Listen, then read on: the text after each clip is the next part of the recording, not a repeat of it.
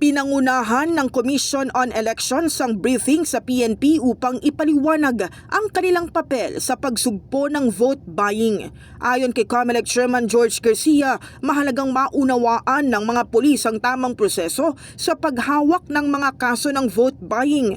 Isa sa mga tinalakay ang warrantless arrest na pinapayagan sa ilalim ng COMELEC Resolution 11104. Binigang diin din ng poll body na mahigpit na ipinagbabawal ng Omnibus Election Code ang vote buying at vote selling. Ipinaliwanag rin sa PNP ang mga mandato ng Task Force Baklas at iba pang task force ng komisyon upang matiyak ang maayos at malinis na halalan sa darating na Mayo. Ngayon po ang nagsasalita ay mga taga-COMELEC sapagkat gusto namin ma-brief ang PNP doon sa mga task forces na kinreate natin, lalong-lalo na yung laban sa vote buying.